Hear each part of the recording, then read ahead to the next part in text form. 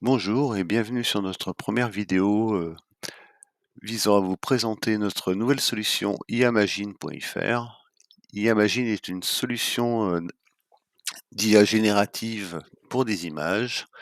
Elle propose différentes solutions comme créer des images à partir du texte, mais en utilisant une description en français, d'utiliser des images comme référence pour générer de nouvelles images, de pouvoir retoucher une image existante grâce à une description, ou de pouvoir agrandir une image. Plutôt que de vous faire un long discours, je vous propose une présentation de la solution. Donc cet écran est décomposé en 3 parties principales. Le panneau de gauche qui permet de définir les paramètres pour la génération de votre image. En haut à droite, la description de votre image en français. Et en dessous, un ensemble de mots-clés, toujours en français, qui vous permettront d'éliminer des éléments dans l'image résultante. Et en dessous, à droite, les anciennes images que vous avez déjà générées.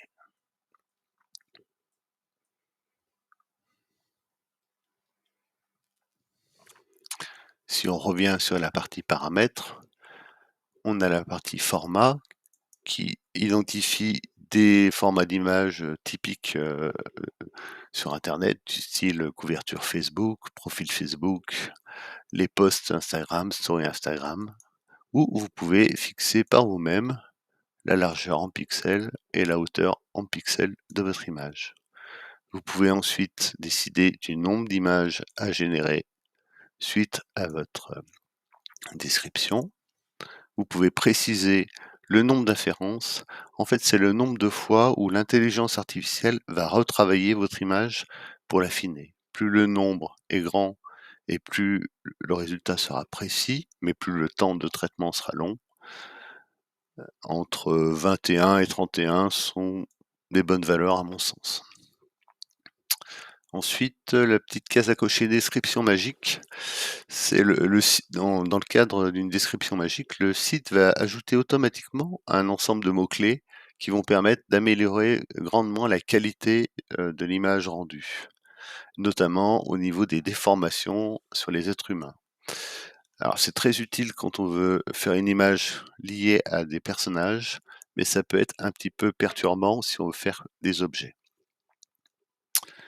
Le grain, c'est un nombre généré par l'intelligence artificielle, et ce qui fait que pour une configuration donnée, donc un ensemble de paramètres identiques pour un modèle identique, si je reprends le même nombre de grains, je vais générer exactement la même image.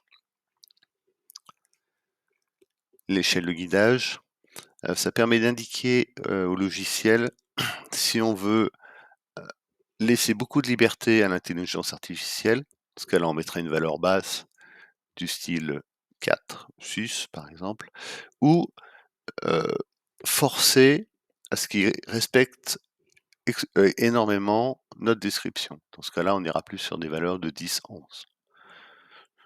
En général, 7,5, 8,5, ça marche plutôt bien. Et ensuite, on a un ensemble de modèles d'intelligence artificielle basés sur les images à notre disposition. Pour notre exemple, je vais prendre Stable Diffusion XL. Du coup, je vous propose de faire un essai.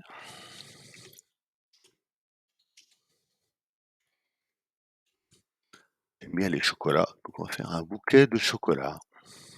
Et c'est parti.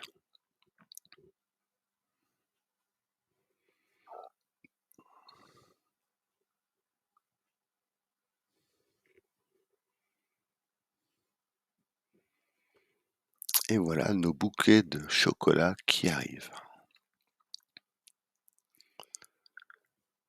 Donc les images affichées dans l'écran sont miniaturisées, mais on peut facilement les ouvrir en grand format.